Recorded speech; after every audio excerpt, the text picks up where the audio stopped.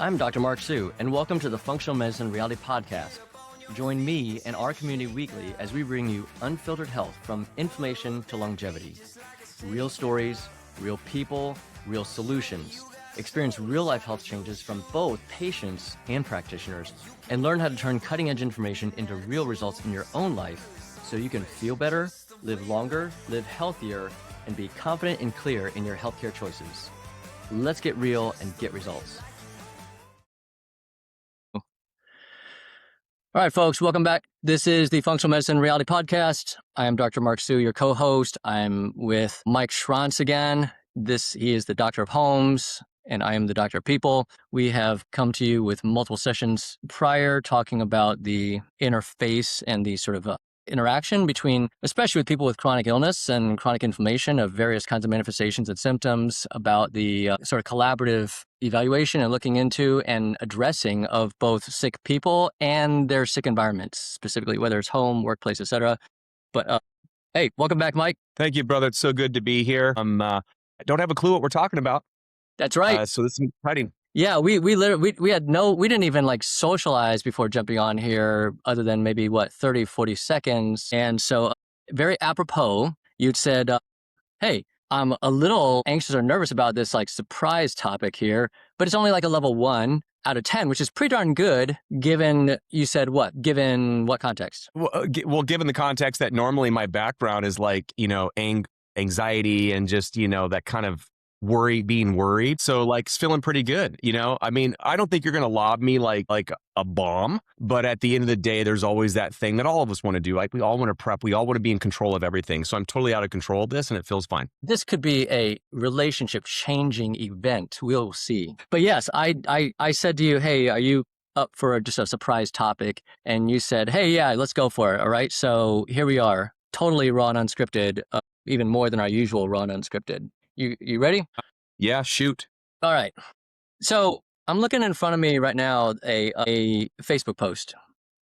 All right. It's from a week ago, almost to date. I think it might be to date. 1 day off. It's your wife's post. What? And here's I'm just reviewing it because this is where we're leading off. The boys were watching something on TV and said, that family is so messed up. I said, a lot of families are messed up. Both boys looked at me in shock and said, not our family. And that is everything. I assume you saw that or knew about it? Yeah. Yeah. A little moving? Very. My wife is known to really be like the family poster of social media. That is to say, posting on social media.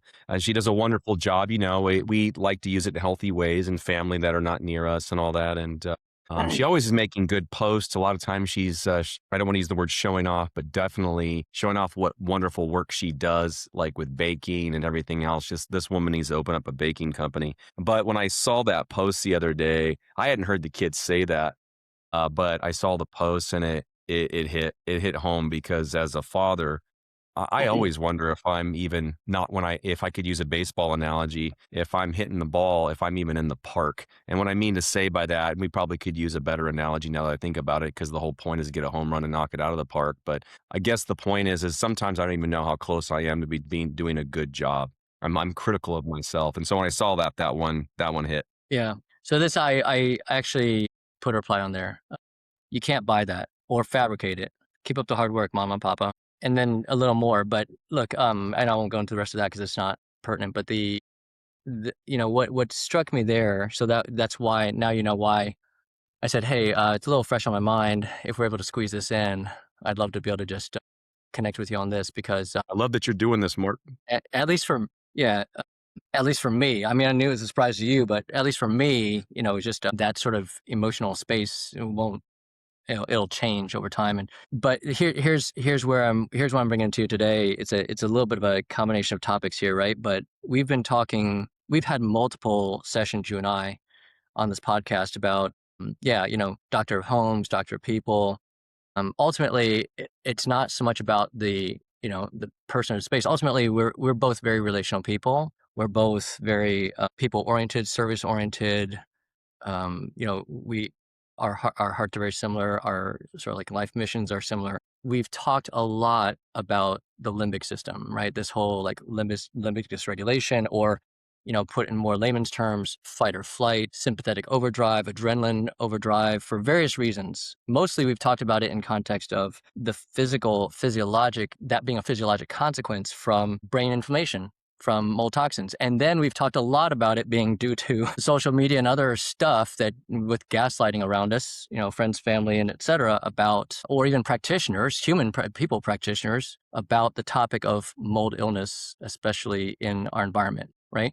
And it's about the mold, it's about life, it's about social media, it's about our friends and family and other practitioners, even unintentionally gaslighting us. But hey, there's a lot of fight or flight that happens just from our relationships in our personal lives, right? And we've kind of talked about that here and there, but there's a lot of toxicity in our personal lives. I don't know that anybody is void of that completely, but when I saw that from when I saw that from your wife, I was just like, your boys are lucky, man. Your boys are real lucky because you guys are doing the work, but they're so fortunate because you and I have talked a lot about patients who struggle and can't and aren't getting better, and how much of that is contributed to by adverse childhood events, right? ACE scores and childhood experiences and just life, even micro traumas, whatever. And so you guys are doing. We're in a lot better place today, that's for sure. It's a struggle, Mark. It was a struggle. I won't go too deep, but I'll just maybe throw out a bone. When I was going through my health stuff, it hit me like a freight train. I was already stressing, like had all the pre-symptoms, things that are in your wheelhouse, things that you recognize. I've seen you post things, and your posts just hit different, by the way.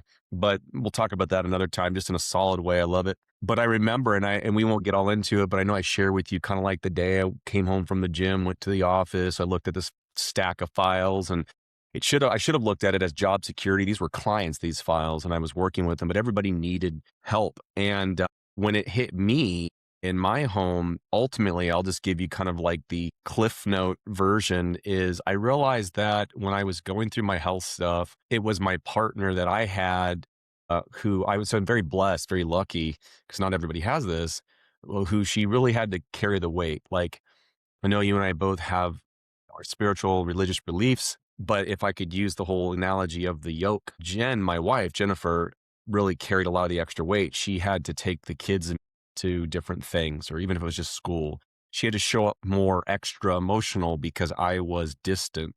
Mhm.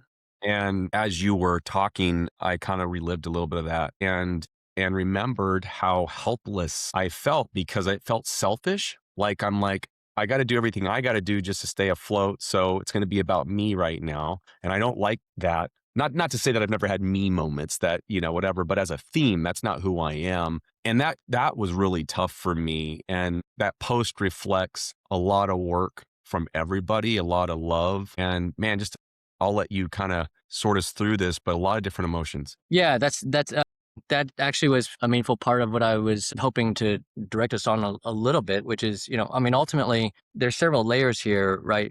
Which come to my mind. One is just who you and your wife are as individuals, and then there's the piece about who you guys are together, and then so it's self-care individually, it's self-care corporately between the two of you. We could just say marriage, which is It's okay. ongoing It's a safe place. ongoing care, like that many of us, many of us, myself included, we don't. It's a hard thing, right? I mean, there's a reason divorce rates are as high as they are in the U.S., right?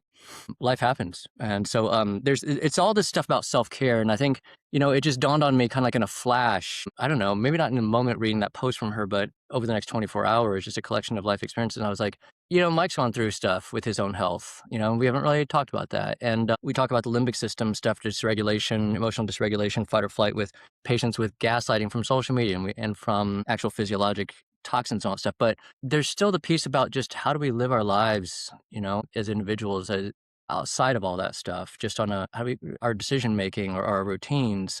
Some of it's just our behavioral self routines, but more specific to you is, we've talked about this, I think, in our board meetings about care for the caregiver, right? And caring for the self. Like we as practitioners, I'm going to say practitioners, but here I mean whether it's human practitioners or IEPs, as home practitioners. Like if you are serving people, like it takes it's ongoing work to take care of ourselves so that we can show up best for other people, right? That whole airplane gas, oxygen mask analogy. Yeah, take care of And yourself first. Yeah. I don't know that I've had those. You and I've had some of those conversations, but not in a more meaningful way. We've kind of gone through Mary Jo's story on the podcast, like what she's gone through as a patient. But hey, we've never like talked about possibly going through your story, and we don't need to like go through a lot of that per se. If wherever you want to go with this, it's really I'm being verbose. I'm bring it home. You guys obviously are doing something right for your boys to say, not our family.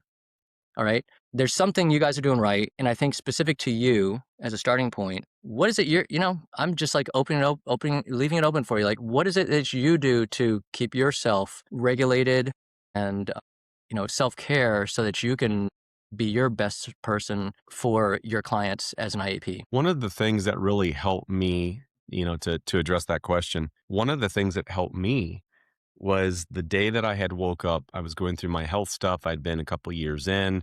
It's that whole thing for many of you listening where you live by the day, by the hour, by the activity, whatever it is, like whatever your rate is. I had woken up one day and I realized that I just kept worrying, and it was always something. And I know we've talked about this part, but that I would always You look said up worrying, right?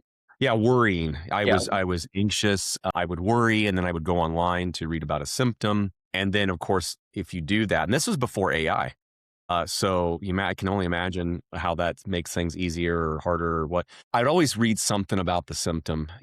Leads to death, leads to cancer. You have this, you have that, and I never. And then I would look. I feel like an addict. I would continue looking until I found some article, some publication that made me feel better until the next day, until the next symptom. And where I'm going with this is I woke up one day and looked in a mirror and said, I'm done. That is to say, to be clear, I'm done worrying. Now I understand that in that moment, I realized I was still going to have challenges. But what I chose to do for me was my relationship with God as I personally gave it up to him. I said, I trust you. It is what it is, Mm, and I'm going to live my best life. I am thankful for what I have. And this is a real low point as this is happening, like where I was at that moment mm, prior to that feeling. It's a really low spot for me, right? Just more day-to-day grind, my wife stressing out, all the stuff that happens behind closed doors that many people who have couples partners have experienced. And then I said, I'm done. I'm going to go out. I'm going to take that walk in the morning, even if it's only 5 minutes, and then I'll make it 8 minutes because fatigue was a thing for me. mm, And I'm going to trust that's going to get better. And with the same supplements that I was on, the same detox program I was on, the same environments I was in, I wasn't going out and doing assessments at the time. So a lot of virtual work. I got better after 2, 3 months. And that moment, which really goes back to your original question here, I realized that, wow, I have a lot to be thankful for. And this was a really mind bending, like, oh, wow. Like, so I don't know for sure that my attitude was what changed it. Where synapses reconnecting, and all of a sudden I wasn't always feeling that, that being in that sympathetic state where I'm always feeling like a tiger's chasing me. Like I did have moments, right? Like I would get in there, I'd say, nope, I'm starting to worry. Nope, not worrying about it. And I still was mindful. Like I wasn't going to go walk in a moldy basement. But I realized in that moment that I need to cherish what I have and I need to show up. mm, And I got I'm probably using the wrong chemical name, but I got my dopamine hit by being able to show up to my kids' Cub Scout meetings, mm, or being able to go out for dinner with the family and have put a smile on my face and be present. mm. Even though I wasn't 100% in the moment, right? Like I'm Yeah. getting there. It's a journey. Yeah. So experiencing that moment that I told you, I woke up, I looked in the mirror, and then starting to notice those changes, and oh my gosh, like nothing else has changed. Like I'm not dealing with I'm not dealing with different supplements. I'm not changing my diet. I'm not doing anything. And I'd already gone through the diet, like the gut reset and all that at this point, trying to figure out what's up. What did it for me personally to make my resolve to be a better parent, a better husband, a better person, and more kind to myself. Like I'm like beating myself up with all this worry, and I didn't even realize it. I'm just like a type A, probably have some OCD tendencies, throwing a little ADHD. Like I think I have, everyone's got like a spectrum. And I just said, I'm just going to be kind to myself and show up. And what I didn't realize was the things that I thought were going to fatigue me out, the things that I thought were going to stress me out, all of a sudden, because that thing switched by looking in the mirror and working on it for a couple, 2, 3 months, were not stressful anymore. They were the opposite. I couldn't wait to do them. And yeah, Mark, I still have my moments, right? Like we all have our moments. It's not a perfect journey, but like it's been so rewarding. And I'm doing things now, Mark, that not only I couldn't even come close to doing while I had my illness and was dealing with the symptoms of it, but that I've ever done. I'm 45 now, and I was young 40s when I was going through my journey, and I'm hiking in the mountain with 40 pounds of weight on my back on a backpack. You know, 10 miles. Like I'm doing things that I never did before. And I think it was the wake up call of like, yes, you need to address whatever it is that's going on. Like, why are you so like I'm an empath, right? So I end up being connected with with people, and it's hard to let that go. It's like, how do doctors do it? Like everyone comes in with a problem. And it's like, how are you not leaving your office depressed? And I had to learn about that and how to take care of myself. But the point is it became almost, I wouldn't say an obsession, Mark, but it became a definite strong interest of saying, I'm going to show up. If this was a all Mike thing or an all God thing or a little bit of everything, like sprinkle in some good supplements and detox things that help me along the way, great. Yeah. Why do I want to, let me flip that. I don't want to take this new opportunity and just let it go because of some fear, like I'll re-trigger myself and I'll go back to where I was 3 years ago. It's like, no, I'm just gonna be smart about it. So it led my kids, they're innocent. I have an 8-year-old and a 10-year-old now. So they're obviously a couple few years younger at the time. And they just want to see dad. It doesn't matter what car I drive, what house I live in, they just want to see me show up. And even if it's for something as small as listening to my older son at the As long as you time. have some pants on. Yeah, as long as I have some pants on. Yes, I gotta have clothes. Which I'm glad you clarified that because you never know nowadays. Just showing up and then all of a sudden, and I'll end it on this, Mark, is all the things that you would probably guess would have happened started to happen. I started showing up more. My kids started being happier.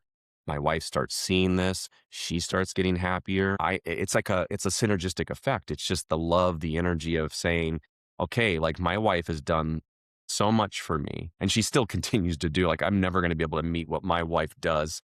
And as a person that was raised in a way that always felt like, I need to take care of myself, I need to be the provider and all that. I'm not old school in some sense of it, but my wife has not only stepped up to the plate, but and been the provider, but she continues to be the big provider. And I guess all that to be said is that I realized I had something to live for. And I did use that. I should have probably mentioned that a bit ago to you, Mark, but I realized that I am so lucky because I have something to aim for. And what I want to aim for are loving my kids, loving my wife, and being present. So it just Amazing. changed. And I can't say I was that way, Mark, when I was in those dark places, right? Where I can't deal with my kids right now that are outside of my office who just want to play with me or ask me questions because I'm busy going on the internet looking up my symptoms and I'm just enveloped in it. And that's something that unfortunately I know a lot of people relate to. And I'm so grateful that I was able to get out of 98, 99% of that. Hmm. Yeah, and I'm curious, do you and Jennifer ever, re reflect on and talk about that shift, that transition from, years ago? Or Hmm. yeah, no, we've kind of like, are in different space now, and it's, thankfully, it's something in the past, and we're grateful for, but yeah, not so much. We've had, we have had a couple of talks. I feel like I owe my wife, myself, my kids another, like in a casual but really important way. It doesn't have to be, all right, sit down. This is, I feel like I owe another one. But yeah, there were a couple moments where just my wife and I had some deep talk, and she expressed how much she loved me and loves us and all of that, but how tough it was for her. And she's got her own stuff that she's dealing with. And it's like, cool, you got your own stuff. We'll take on my load. And she did it for me because she loves me, and that's the kind of one person that she does, or she is. And so we did make some peace with it, and I have recognized it. But to be honest with you, as you asked that question, I'm realizing that I don't know that it's kind of an interesting topic, Mark. Not your question, but just I want to give my wife more recognition than what I've already done. How about that? Well, Father's Day is coming up. Right? Yeah, at least at the time of this recording, like, yeah, there you go. Yeah. I mean, I'll Yeah. I'll joke aside, yeah, I mean, so we could move that from, we're talking about just care for the self, right? Care for the caregiver and self-care, and then you're referencing, and we could easily then we alluded to it earlier, talking about just marriage, right? Or whatever partnership, just whatever relationship that people might be in with a committed partner. That yeah, the care of that relationship takes ongoing effort as well, right? But again, like you guys are doing something right, right? Yeah. When your kids make that kind of comment. So yeah, any thoughts on what you guys are doing together? For the health of your relationship together, or as a family as a whole. Our lives are so busy as it relates to my relationship with my wife. One of the things that I have found, and then once again, it's kind of similar to the kids, is they just want you to show up. My wife just wants me to show up. I mean, my wife's a pilot, not by career, but since she was 12 years old, loved to go flying. She's a flight instructor. In fact, she just took her renewal No exam idea. last night. Holy Yeah, crap. that's actually Okay. how we met. But we met because I was learning to become a private pilot. But she clearly loves it at the next level than I do. And so where I'm going with that is a couple things. Number one, just showing up. Just kids go to bed. Our kids go to bed right now at an early enough time so that they get their rest, but also that mommy and daddy get to have their time together without our kids asking 40 questions in a minute. And we love our kids, but it's just, we need to kind of off gas. We have to take care of ourselves and take care of the caregiver, right? And so just being with each other. Yes, we have times where we'll watch a show, or if something, it's kind of funny, it just happens organically, right? Like you'll go in and you might be talking about the weather, and in the next 3 minutes, you're talking about like the top three things that are really that you're dealing with, or she's dealing with as a realtor, because she also does that and works with people who are sensitive and all that. And we'll get into it. And I find that when I leave, it's like therapeutic, right? It's like I feel closer, I feel bonded. And then the other thing is just really trying to, I realize that we're cut from different cloths, you know what I mean? In terms of like, I have no problem saying, hey, I want to find time to go out with my family or with just my friends, my guy friends, and we want to go out and we want to go hiking or fishing or something like that. And my wife loves all that and she's very supportive of it, but my wife's not, like, she's so busy, it's hard for her. So then it's me showing up and saying, you need to do something. Like, what is it that you want to do? And it's like, well, I'm not really a go out and hang out with the girls that much type of person. But whenever there's an opportunity, it's like, I'm like doubling down, Mark. I'm like, please do that. In fact, schedule something else. And I've been noticing she's been doing more of that. But her Hmm. big thing is like, she wants to have, she wants to work and save towards being able to do the things that she loves, which is have access to an airplane or something. It's not necessarily something that we're going to buy, but the point I'm saying is giving her the opening to do that and me fighting for it, right? Because that's what she's needing me to do is I need to, because she's such a giver, Mark.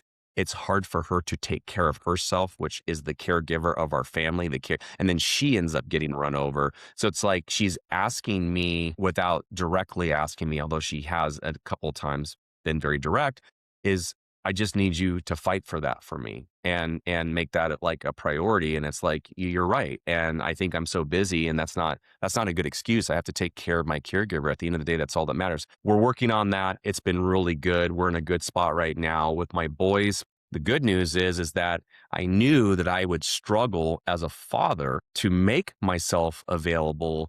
Like if I had that email, or even today, Mark was on the call, I get a text message from a client who I haven't talked to in months. And this particular client is very wonderful, Mark, has my personal phone number and didn't, and it's like, text me this issue. And it's like, can you meet today? And then that was this morning. And then this client took his text message and emphasized it with an exclamation mark just so I'd get another Yeah, notification. yeah, yeah. And it's like in that, when that happens, if I'm at the house and the boys are home, my truth, that client would probably get the priority. And so to counter that weakness that I have, I've gotten myself heavily involved with scouting with the boys. I'm the cub master for my younger son's pack. My kid's involved with Boy Scouts at my older boy.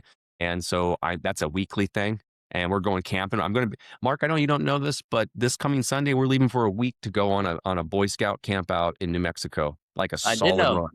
I didn't know Yeah. where, but I did know. Okay, forgive me, forgive me. Well, did you Yes, know that I'm leaving on that one Thursday so that I could drive and then go up with my younger son to another camp north of us? And so it's like this whole outing thing. I've wow. surrounded myself by things that I love to do.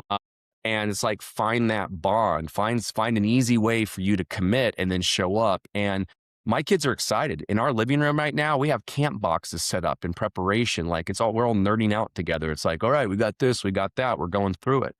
And so we just really try to find that. And I think on the days when I wake up, what I know, what I've learned from my own journey, Mark, is I've learned enough about my body to know that when you don't feel 100%, I used to think that was automatic. Don't try. Don't get out of bed.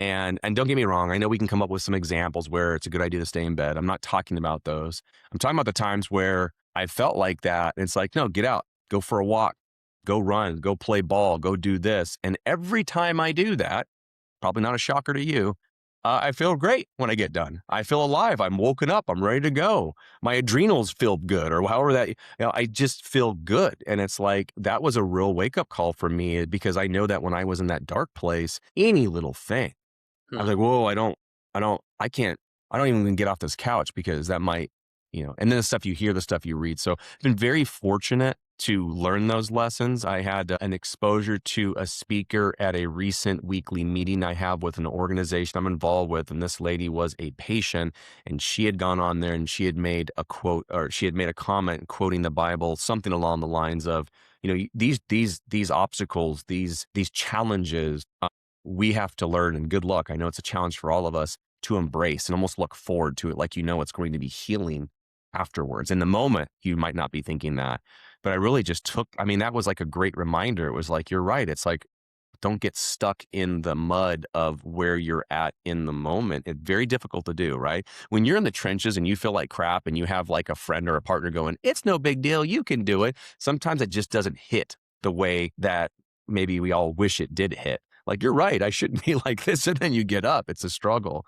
So all that to be said, being present with my family has been my therapy. It's been my medicine. And it's quite frankly, Mark, after talking with you with this surprise topic today, it's going to be another reminder when my kids get home, to be present and to be just thankful for the beautiful things that are right in front of my face, and to not worry about the things that we can't control. And I'm very fortunate for that. And I hope not to ever forget that, because I'm sure there'll be another challenge. Inevitably, there will be another challenge that I have to face. Yeah. Yeah, yeah, that's really good stuff. Like, it's really good stuff. It's, yeah, I mean, the analytical part of my brain kind of kicks in when you talk about, first of all, when you talk about showing up, like, Mary Jo likes to use that term a lot too, and sometimes I wonder myself, like, what does that really mean? And I think I kind of heard you indirectly define it in part as making some intentional efforts with whether micro decision in the moment to compartmentalize and put aside things that might be on your mind or whatever, to just be present. And that's an internal, from my personal experience, and I'm sure I'm not alone, it's an internal challenge. It's just, sometimes it's just really tough, whether it's out of habit or whatever the case may be. Other times it's, I think I heard you say, it's intentional creating of opportunity to be present, like Yeah.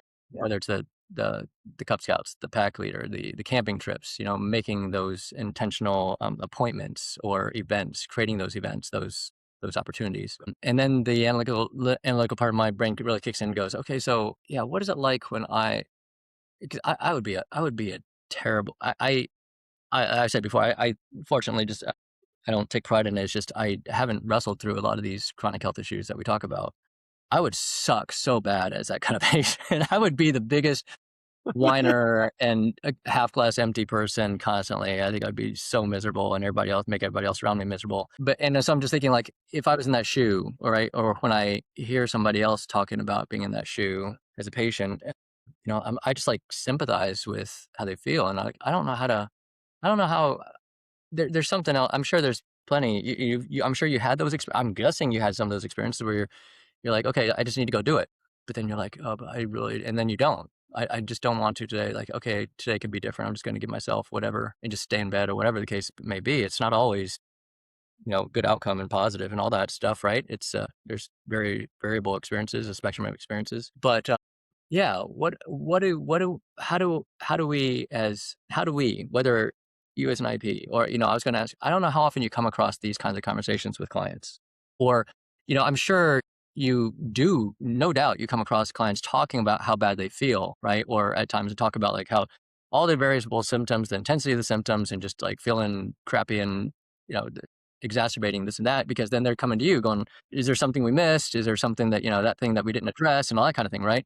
And I don't know how often, I'm curious how often you take the time or the moment to, for various reasons or not, to stop and kind of, whether it's just hear them out or a word of encouragement or whatever. And For that's just, sure. I just don't know how, like, how do we best do that? Right. Whether it's as a friend, as a spouse or partner for someone else who's suffering, or as a, as a caregiver, whether environmentally or for humans, whatever, right? Like, if it almost feels trite for me, to go like, it's okay, you can do it, or okay, I understand. Well, I don't know if I can really say I understand because I haven't been through that. Okay, on that level, but what, like, how do we as practitioners of whatever sort, how do we respond? Like, when you're in that situation, if you were to say, if you've been in that experience with a practitioner, or if you can imagine being back in that shoe in the past, what lands for you well and what doesn't? As a word of encouragement to say, because I don't know what that person's really experiencing. Maybe is it possible they really physically can't get out of bed? Like, sure, it's a possibility to me, right? So who am I to assess whether they can really push through it or not? I don't know. You know, I love this question because I do have a lot of, might say the environmental experience with when clients show up. So I do a lot of virtual consultations, right? So I work with people around the globe, certainly a lot in the US and nearby neighboring countries. And before I ever had my health thing, I know I recall that you do know this, at least before I had my health thing, I already had interviewed two people on my podcast, IEP radio, about the limbic system. And so I was doing fine health wise. There was nothing symptomatic that I was picking up on. But I did it because, to answer your question, or at least to lead into it, so many clients, I'd spend like the first 20, 30 minutes both listening and reverse engineering assumptions they were making.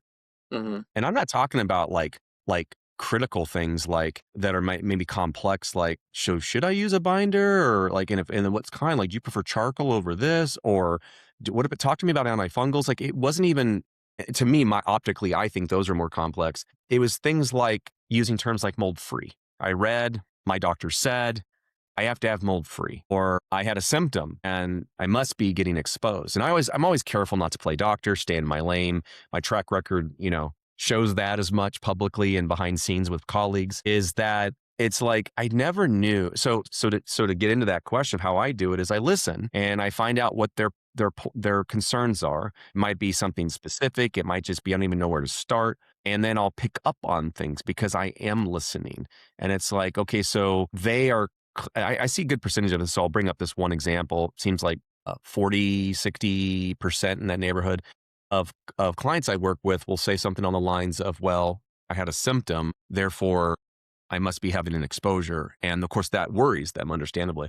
Yeah. And I would say, I got to be honest with you. That's certainly a doctor question. I go, but I don't know of any patient or any doctor that I've talked to as a friend, as a colleague, that ever says that ever has said that the road to recovery is a perfect uphill improvement, that each day is always better, which would imply that you wouldn't have that symptom that you had yesterday, because then if you did, it wouldn't be necessarily getting better. It would, Yeah. you would always be getting better. Our bodies are complicated. Our homes are complicated. And that journey of experiencing that and then going, well, I've had people that say, well, I must have an issue and now I have to remediate that crawl space and we don't have any money. And the gift that I've been given is not just to listen and not to be like, oh, it's fine, you'll be okay. Like that to me personally is elementary. I understand the intention. I understand it's meant to be well, but most people, it just doesn't seem like that hits if you just show up and you're like, you're going to be fine. You'll be great. Mm. And I love that hope. And I know they will get better with some basic, corrections, whether it's their health or the environment.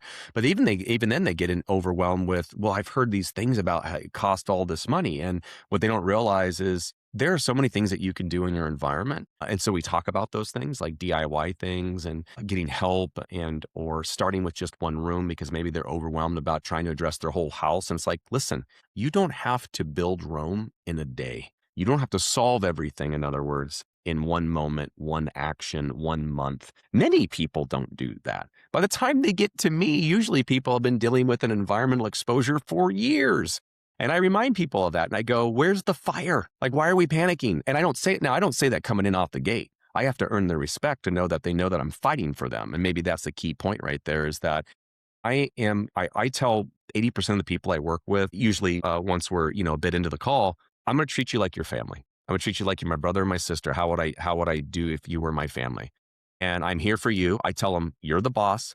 I want to let you know that I hear you and all that, but I know you've come to me because you know that my reputation is to be a fulcrum of balance and not to go too extreme like the cowboy hillbilly. Hey, there ain't nothing wrong with mold. Don't be a sissy. Right. Versus the extreme burn your house down, throw everything away because you did one DIY sample in your house and you've read up on it and you're assuming or you saw one person who might have a good reputation, maybe not, maybe just know how to really market themselves on social media real well, tell you things and it's not coming from a place of science. And that's where I'll land my airplane here is then we'll bring in the science. It's like, well, let's talk about that. Let's talk about what normal fungal ecology or exposure looks like. Let's talk about why your ecology where you live in the swamps of Georgia is going to look different than Tucson, Arizona. Let's look at that and then let's come up with a game plan. And I think what ends up working is that so many people come to me desperate without any direction that the biggest thing they're looking for, other than any sort of bonus, like words of like light bulb moments of, oh my gosh, I thought it literally had to be mold free, or I thought that if I had a mold exposure in my bedroom that I had to throw everything away out. And a funny story, people don't often, there are people that are concerned about throwing away their $4,000 avocado mattress, but a lot of times the stress comes from like, it was the wedding dress or it was something that great grandma made for us. And it's like, why are we assuming that? Yeah. Why can't we just, deal with that? So we walk through that, give them a step and a game plan. And if I was to back up and look at that and go back to your question, I'd be like, I'm just listening. I'm showing up. I'm not jumping on a bandwagon of fear. I think that Mark, we have people that mean well, but push an element that it almost feels fear based. It's like, oh, no, you don't want to do that. Don't ever fly on an airplane. Just had a client like that because you'll reset yourself. It's like, where's that coming from? And how do they know that you're going to reset yourself? Because I get that analytical brain too. But then I'm also in that same moment, I feel nervous, right, Mark? Because I'm like, well, do you know, Mike? And it's like, well, not by way of going on a commercial airline and running studies with like an N equals 1,000 patients and seeing how they all respond under different conditions of the plane that we set up and spending $10 million to do this study. No, I don't know it that way, but I'm able to use a lot of common sense about the physics, behaviors of contamination, its presence, its background, what I know about airplanes, and go, why don't you just try doing this and see if this works? And you know what, Mark? I've had people that have been so sheltered, so afraid to do anything because they're afraid of exposure and the consequences of it, resetting back to zero, having to start over, all this money, all these years. And they did it and they feel better. They're like, oh my gosh, that was so therapeutic. And I go, that's what I'm trying to tell you. I'm not trying to say that mold's not an exposure. I mean, that was my issue. That's what I do for a living. But we are treating this like it's plutonium at times. And by we, because Yeah. I know how you can sometimes think. I'm going to be clear. I don't mean Mark or I, and I'm not saying that every person that does this line of work, whether it's a doctor of the health or a doctor of the home, are doing it. But we have enough people out there that are feeding this type of information where I don't feel like it's helping, Mark. I feel like we need to realize that it is a serious thing for some people, but it's not an your house is on fire thing, and we can address it in a very meaningful way. Yeah. So I think I hear it as, I think we're trying to bring it. So if pertinent to potential people, if, different kinds of people who might be listening, then it might be, okay, so if you're a practitioner, I think this is, to me, is a little redundant, but, it needs to be said. Hey, a lot of the therapeutic value and benefit that people, whether as an IEP or as a human practitioner, a lot of the value that our clients and patients get is just the sort of energy and the regulation that we bring to the table, right? You Yes. talked about being that fulcrum of balance, and so we've talked about this before, but yeah, I think you and I can step out of our comfort zone a little bit and just adamantly say to our colleagues of either type, please don't gaslight your clients and patients, right? Amen. And it starts with like being aware of whether we're doing it, right? And yeah, or at least start to maybe some of us need to step back and take a look at ourselves and just question whether we're gaslighting our clients or patients, even if unintentionally, right? And there's different ways to do it. Sometimes it's in content, sometimes it's in the nonverbal expression, the tone, the pace of how we're talking, et cetera, et cetera. Some of it, some things we may not have control of, right? Some of us are just more excitable and flamboyant in personality, and others of us are more sedate. So whatever. But to within your spectrum of persona and capability and willingness to assess yourself, that's the best we can ask, right? As a practitioner, just to our colleagues, it's very worthwhile just to stop and reassess how you're coming across and how you're showing up, with and messaging to clients and patients. And not And then, even, Mark, not to yeah, interrupt you, but even self-reflecting, like I have found that, so we all have strengths and maybe weaknesses, right? And we know like, okay, I'm good at this, but I'm not really good at doing this. And maybe this that you're not good at is the communication. I have found that just being honest and stating those things like basic tenets of childhood learning, but we all are guilty of not. It's just guilty might be it might be a little strong, but we all do this where we forget. It's like I don't if especially in the professional expert consultant category, because we could surmise or hypothesize that one of the reasons why an IEP or a clinician might not be willing to be honest about what they don't know as much about, or even about their own personal things. Like I realized that I had this illness, and so I'm very protective. And it's like, oh, but wait, like, are you being protective in a healthy way, or in a little combination of a healthy way, but also a scary way? yeah, our And to our be honest, biases. yes, our biases. Yeah, Thank you. And just being honest is, I've said this for over a decade, and it still seems to prove true. We're in an industry where you don't even have to be that good, but if you're open and honest and you can clearly communicate, people are desperate for that. Yes, of course, the patient wants you to be the best, and they also don't want you to, I joke a little bit. They don't want you to charge anything. I understand there's frictions and there's issues with that, but is to say that when I do show up, what is important, what I have observed, and it certainly was important for me. So maybe that's my bias. But it's also, I can't, if I'm being honest, I can say it also feels like a little bit of common sense here. Is that it's not always what you say; it's how you say it. And whether you give somebody a DNA ERMI dust sample result and you say, you see all that red on there, that's triggering, or you do a urinary mycotoxin sample and they flip to the second page that lists all the carcinogenic effects of that mycotoxin. If you don't deliver that information in the way that it should really be intended to be delivered, not just as qualitative factual information about this particular ochratoxin A or this and the other, there are consequences to people that would receive it, the patient, and go, oh my gosh, this just really feels overwhelming. And that goes, Mark, full circle back to that moment. And then I looked in the mirror when I was going through my health stuff, is I was receiving everything in the, your house is on fire, you're going to get cancer tomorrow. And even dealing with those internals of why those things worry me. Like I had to do a lot of self-reflection and healing. I saw a counselor and got through all that sort of thing. And the whole point is that that's what doesn't just help me with my family, clear communication, but it helps me with my clients and realizing that here's what we know. Here's what we don't know. Good news. We live on Earth. You're surrounded by these things as normal background. So the goal's not zero.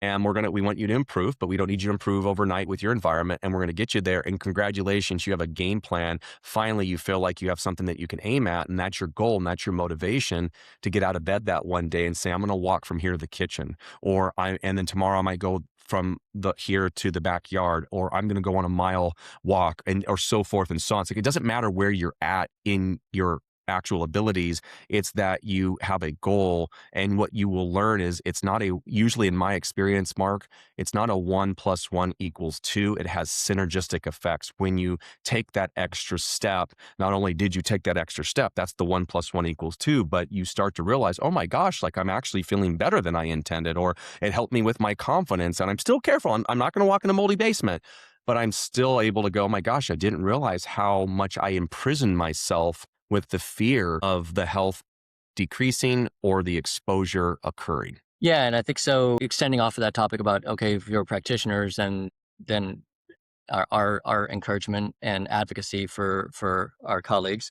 If you're a patient and it might be worth taking a step back and just scanning and assessing, not just how the obvious about where we might be gaslighting ourselves or flaming ourselves and hyping ourselves up, but also if you're working with a practitioner, a human practitioner or an environmental practitioner who's might be gaslighting you, like it's worth being aware of that, right? And then how you safeguard yourself from that, or take steps to regulate or minimize that, that's another story. But just being aware is a big piece of the puzzle. And then perhaps third and lastly, for any of us as just patients, clients, whatever, specifically in the context of mold related illness, but also even just unrelated to mold illness for whatever we might be going through.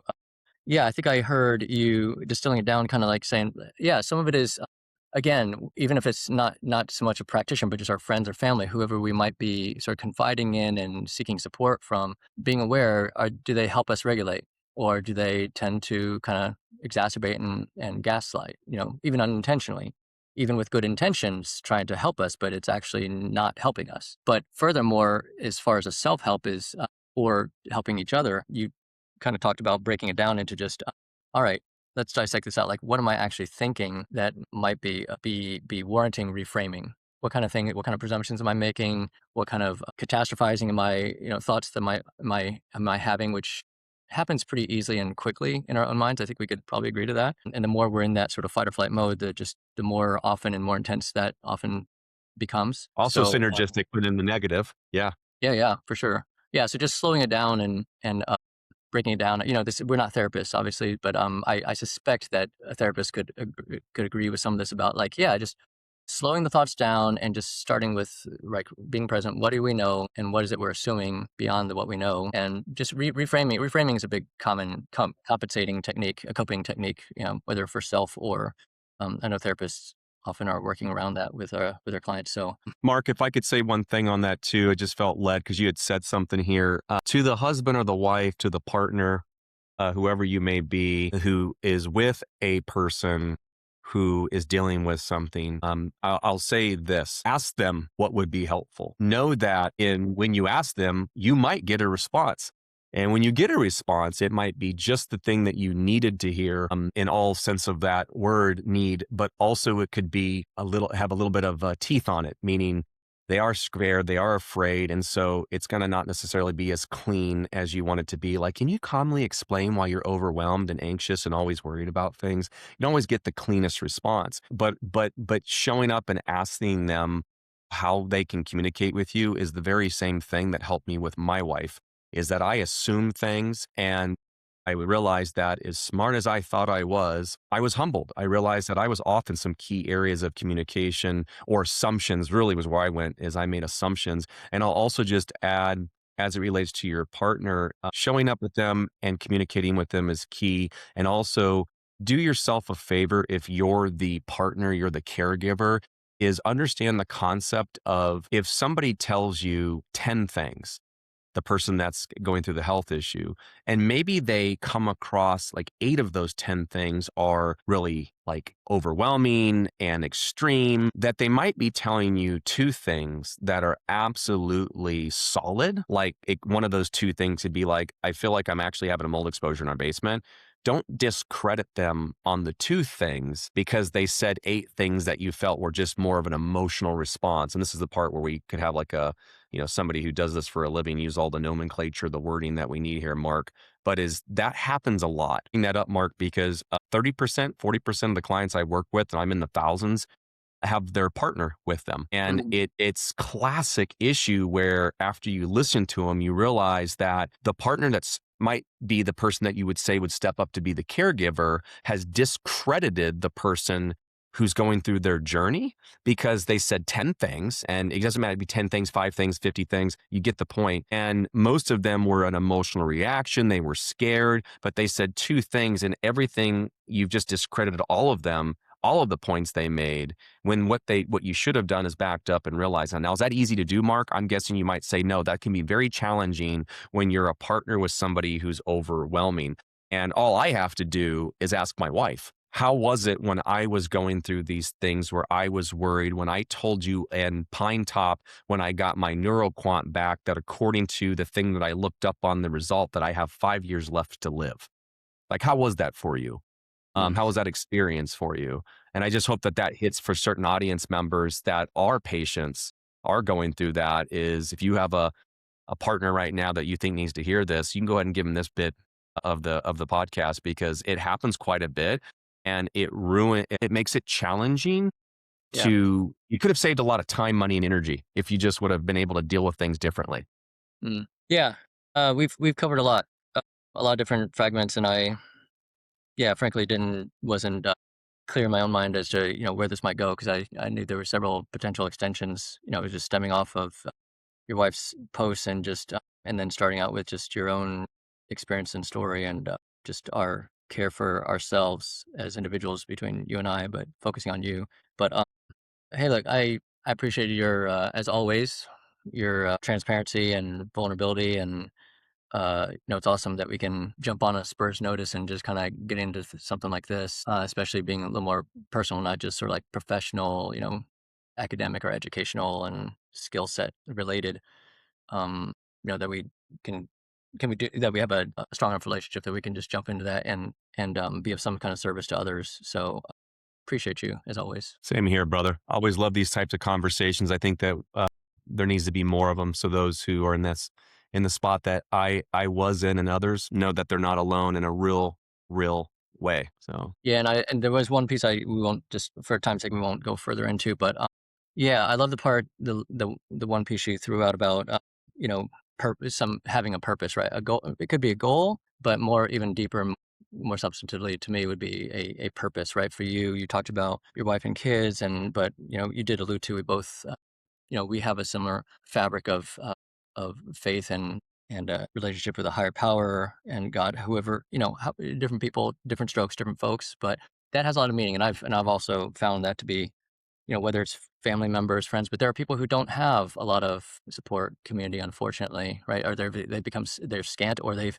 become scant, and often secondarily because of their illness and variety of topics that have evolved. Some of it being limbic and mind, emotional, mental, emotional stuff, and some of it not. But that a lot of people we both know we've run across a lot of patients like that too. And but yeah, if there's if the shoe fits for anybody who is in that boat or has it's on the radar to explore faith and spirituality. That's another piece that I listen for with patients and highly encourage because that is a whole nother level that can transcend what we can do for each other on a humanistic level, certainly. But yeah, there's a time and place for everything, right? And ultimately, the topic about purpose really struck me because yeah, I can think of patients right now who in the last couple of weeks are just feeling like it's not just being alone. It's I'm not sure what I'm living for, right? And not that they're suicidal, but just there isn't a drive, and so that's a tough spot. But again, not to prolong this, but as practitioners and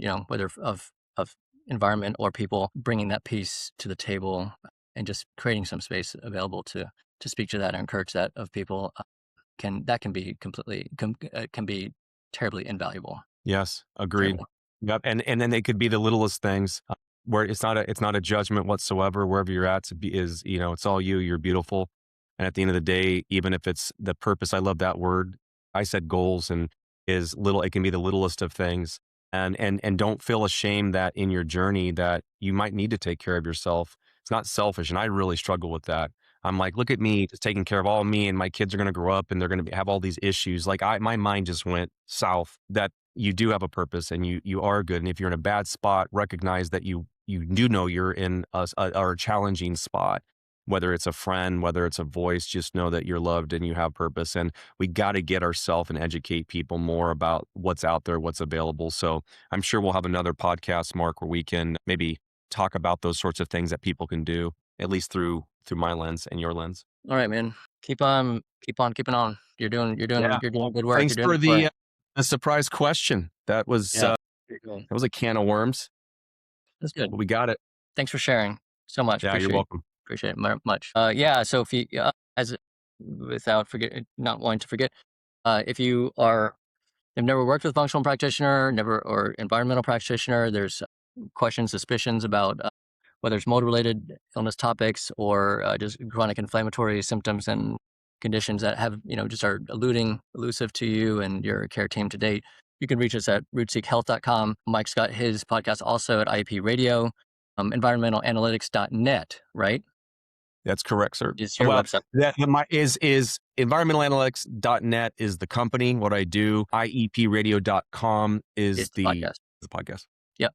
Yeah. And, or if just needing a second opinion, some consultation, a second glance, whether in whichever capacity, environmentally, human, clinical. We just honored and privileged to be a part of your journey as the shoe may fit. So you know where to find us. We'll do this again, Michael, the next time around. And thanks for hopping on again. Absolutely, brother. We'll see you on the next one. All right.